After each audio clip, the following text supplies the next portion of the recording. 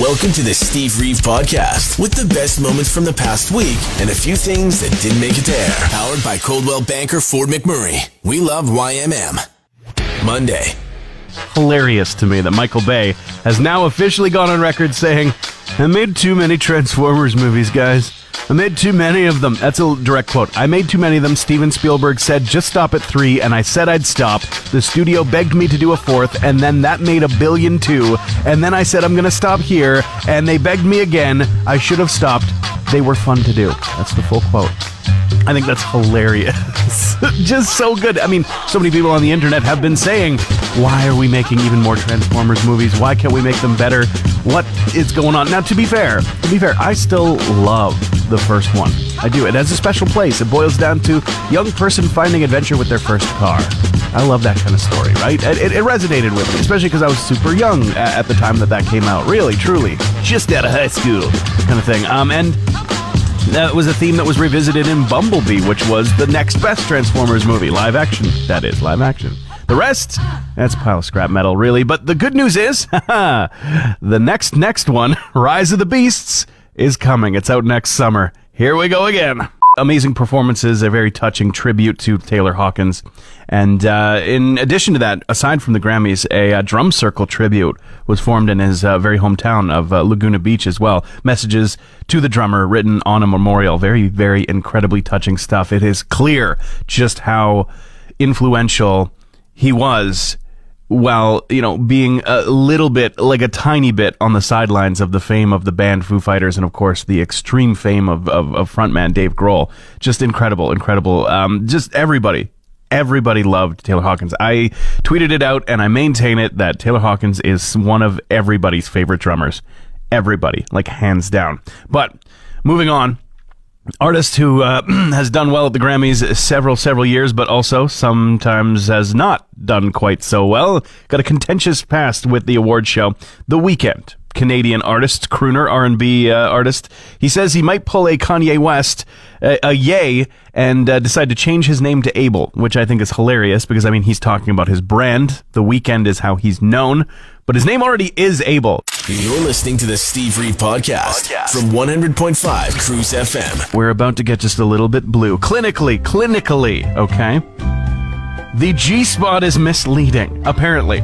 Editors at a publication called Sexual Medicine Reviews are adamant that the generally accepted understanding of a G-spot magic button location on the body is actually harmful because it isn't quite accurate and has been loosely tied to sexual dysfunction for those who are on a fruitless quest for the holy G-rail, and some feel, frustrated that their partners perhaps have not bested said quest, right?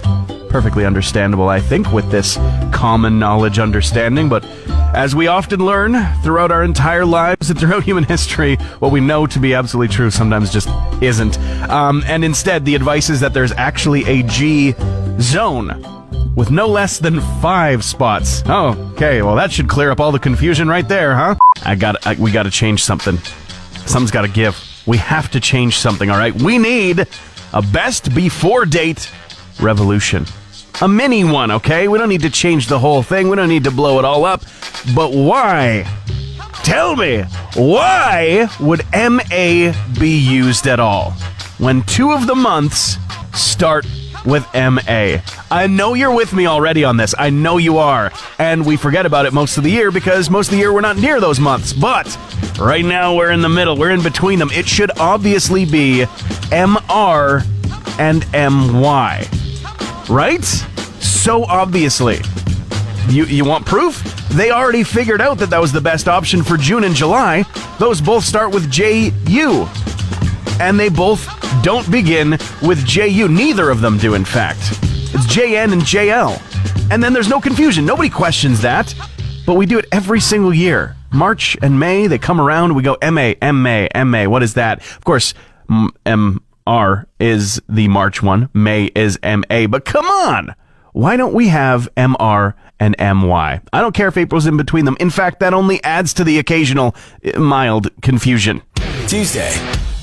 Romance novelist who is the author of a piece called How to Murder Your Husband has now gone on trial for murdering her husband. So just quick details. 4 years ago is when her husband died. A chef who was alone in a kitchen all by himself when the killing happened.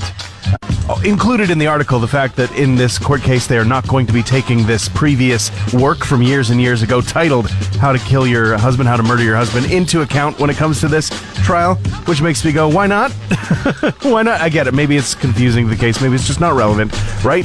It just seems really relevant. Seems really on the nose there. I mean, How to Murder Your Husband was the name of something she wrote, and her husband died. I feel like, regardless of exactly what happened, he really should have read her book, like for a couple of reasons. Have you ever been stuck on a ride? Amusement park, theme park ride, right? That sounds kind of scary. It never has happened to me, but I'm very curious. And it just happened to some people not too far from here. 26 people were stuck for about 26 minutes on a Galaxyland ride in West Edmonton Mall this past weekend. Apparently the Havoc ride had a hydraulic lift that got stuck, and yeah, it took them, okay, more like 28 minutes, but it's kind of fun to say 26 people for 26 minutes because it feels oddly mystical and like could be the plot of a movie or something like that. And no, I'm not talking like Final Destination 3, which is one of my favorites and perhaps the best of the franchise. I'm just saying. Could be interesting. The connections they made forever changed their lives. No, they probably just got like a free pass out of it or something, but I have never been stuck in a ride or even on an elevator, really, so I need you to tell me your story. If you've been in that situation, what was it like? Hey Alexa, play the Steve Reeve podcast. Starting off with a legacy piece of footage of a young prince in Minneapolis was discovered. Footage from 1970 that was just sitting on an archive shelf at the station WCCO. Production manager Matt Liddy found it, apparently trying to look for some context, as there's a teacher's strike could be happening in the area to this year, and there was a teacher's strike happening in the area in 1970. So they wanted to get some of that archival footage out and take a look, finding somebody who he thought was Prince. Took it around the entire newsroom, said, I'm not going to say who this is and color your observations, color your thoughts, but who do you think this is? Everybody going, is that Prince? And he actually found a local Minneapolis historian who was friends with Prince when they were children to confirm it. It's kind of adorable. What does Prince think about the picket lines? And I think they should get some more money because they be working extra hours for us and all that stuff. Yeah, agreed. Those teachers should be getting extra money, and that was from 1970. Wednesday. Yesterday I was asking, since there was a story about some people who got stuck on a West Edmonton Mall Galaxyland ride, specifically Havoc, 26 people for about 28 minutes. I was asking, have you ever been stuck on a ride? I have not even close. I mean, I've been in a situation where I'm waiting to get on a ride and they come and say, hey, no, it's closed down. Would you like a pass for tomorrow? And you go, no, I'm flying back home tomorrow. It's kind of specific, but still never really stuck on a ride ever. Not even an elevator. So I need to live vicariously, like most things in my life. Ashley said was stuck on the Indiana Jones ride in Disneyland when it broke down. The lights turned on and ruined the immersion for the rest of the ride when it was fixed. So yeah, you're kind of seeing all the seams, all the stuff you're not supposed to, the stuff behind the smoke and the mirrors. Immersion not ruined the next time she went through, though, thankfully. That's good, Ashley. You have the full experience. And Mark is saying that he got stuck under a waterfall at Disney on Splash Mountain for an hour. Needless to say, we were fairly wet getting off of that ride. Drenched, I think is the term. Drenched. You go down once as things are supposed to go on Splash Mountain and you get a little bit splashed. It's in the name. And then Sonia also got in touch to say that her sister, her cousin, and herself were stuck in a Ferris wheel when they were kids. Someone had thrown up at the opposite side of the wheel, and they got stuck at the very top, while they cleaned it. Cousin freaked out the whole time. She says, I feel bad about it because he hated rides, and we had to convince him to get on with us. Pretty sure he never got back on one. Yeah, I'd say that's a safe bet. Time for music news. Metallica, their charity, donating $500,000 to feed Ukrainian refugees. This is really, really huge news and a hugely impactful donation.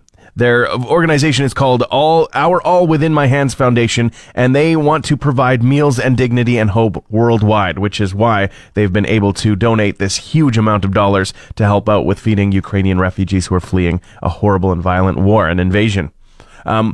Speaking of horrible and violent, unfortunately, one person has been killed and 16 others injured and taken to hospital after a shooting at an outdoor concert. This not very far away from the horrible tragedy of the Astro World a massacre, as some people call it, where several people lost their lives. Dangerous situation at some concerts out there in the world. It was at the epic Easter Bike Out and Field Party in Dallas, specifically.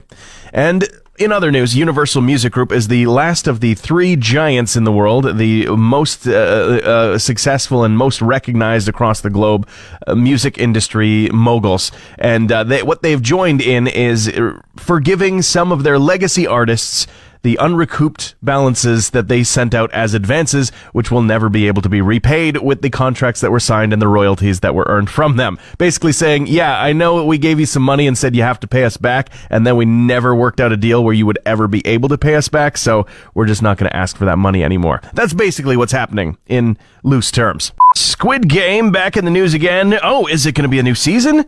Well, not quite yet, though it is on the way. The creator of Squid Game is developing a movie that promises to be far more violent than the season that we've seen so far of the incredibly popular around the world Squid Game. Like I said, that second season is likely for 2024. It is greenlit, it is in the works, and talks have begun about season 3, but this is going to be separate. This is not related directly, and apparently it will be so disturbing that the creator thinks that he will have to hide from people after it comes out. Yeah, that's something that he has given out as a statement. Okay, got me curious, for sure. That works. That's good marketing. But we've also gotten the title of this movie. It's called Killing Old People Club. I can't imagine what the issue would be. Thursday. I never made the religious Easter connection to hot cross buns when I was a kid. Not even a tiny bit. Yes, they taste good. There's a song about them. You can sing while you butter them. What's not to like, right? But never made the whole cross on the bun and Jesus on the cross connection Easter tradition styles. Then a friend just yesterday dropped off a couple of chocolate hot cross buns. Chocolate's variety. Interesting. I can't eat mine while on this fitness plan for the next couple of months for the Fort McMurray Firefighters Charities Association annual calendar. More details about that later, but it all falls to my girlfriend, right? The duty falls to her. She has one bite of the first bun, and I see her face scrunch up. And I go, oh no, not good? I ask. I'm just a purist when it comes to hot cross buns. She replies, without a shred of irony, completely serious, before proceeding to demolish both of the hot cross chocolate buns. Chocolate smeared on her cheek afterwards, of course. An opera that is being developed and should be arriving in October of this year, all about the final days of Kurt Cobain. Yeah, the Royal Opera House in London specifically is calling the production Last Days, and adapted from a film. Gus Van Sant made a movie in 2005 of the exact same name, of the same subject matter, and loosely based. Loosely based, they say. Of course, he died in 1994 at the age of 27, and the anniversary of that, the 5th, just went by. Just happened. The Clash, they've got something coming out right away. It's called Pistol. It's really the biopic sort of series on Disney Plus about them. Again, loosely based on reality, but in conjunction with that, it seems, or at least well-timed with it, a special edition of Combat Rock is going to be coming out with The People's Hull. Unreleased collaborations with Ranking Roger, as well as 12 never-before-heard, very rare early versions of some songs you already know. Some of the classic tracks that became a slightly different version when they were actually released are going to be available in this collection, compiled by the actual surviving members of The Clash. Thanks for listening to the Steve Reeve Podcast from 100.5 Cruise FM. Magic Mike, Channing Tatum playing a male stripper, is something that people just cannot stay away from. Might be some people's kryptonite. People get fired up. Did you know that there's a third one being made, right? They did Magic Mike, and then they did Magic Mike XL, and people just flocked to the theater to get sweaty watching it, right? Just to breathe heavy. That's really the point of the movies. And, not knocking it, no judgment at all. I find it very, very incredibly funny that the third one was allegedly interrupted. I'm trying to find the actual details here, so do take it with a grain of salt. But it would seem that filming was interrupted at one point on Magic Mike 3 because of a legion of horny middle-aged women. Yeah. We're just dying to get close to the action. You know what I mean? And just probably heavy breathing while they were doing it too. I just love this. I just love this. Sorry, the 2015 sequel was actually Magic Mike XXL. I'm not sure what this third one is going to be like exactly, but I do guarantee that it's going to be sweaty as well. Magic Mike's Last Dance, filling out the trilogy, is going to be coming out on, in the theaters, yes, but then afterwards hitting HBO Max, Crave in Canada. So, I mean, get that subscription ready for whenever this movie's actually available. I would like to give my rendition, my very, very loose interpretation of what it sounds like to be sitting next to your significant other while they watch the new season of Bridgerton, okay? Because this happened to me last night, got back from a little workout, and it was, at the height of the episode. Dare I say anything? Nay, I daren't. This is what it sounded like.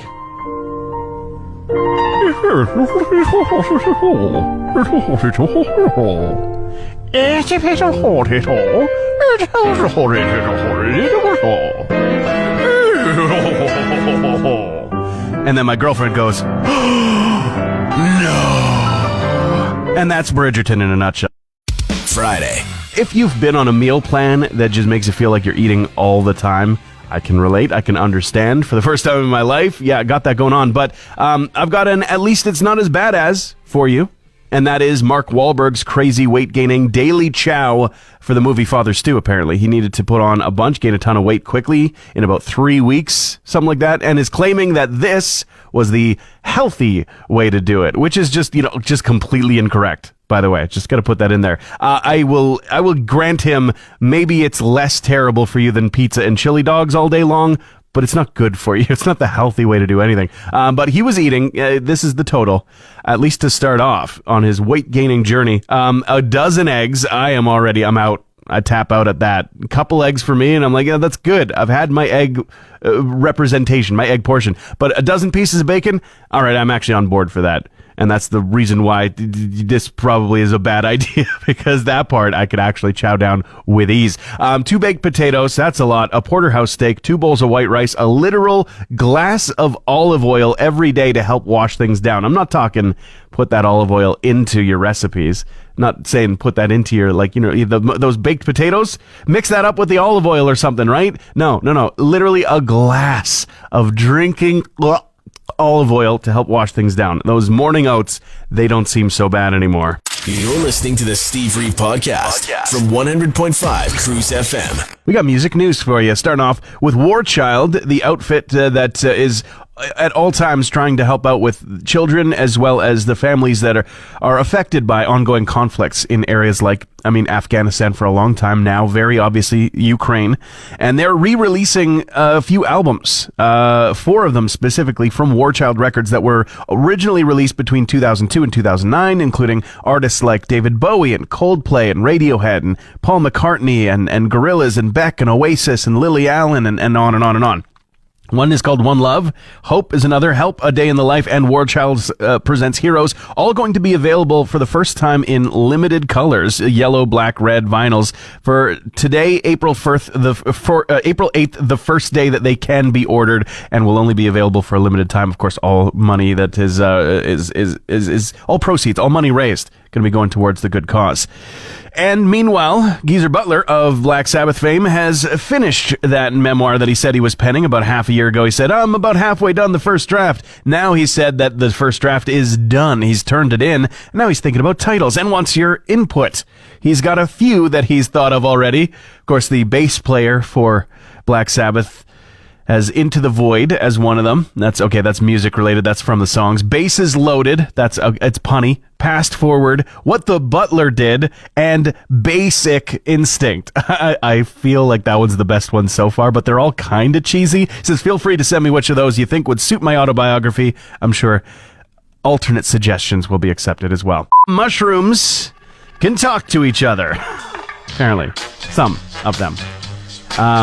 There's a study out of the UK from the Royal Society of Open Science that was published just this week detailing fungi correspondence, fungus chats, a language with up to 50 words. Which, I mean, what? Okay, I mean, obviously they're not talking, it's some other form of communication, but their communication can be kind of classified as words, and there's almost 50 of them that they use to communicate and, like, warn each other of danger, apparently, protect each other. Yeah, mushrooms can talk to each other with up to 50 words, sure, but you can only hear them after eating some magic ones.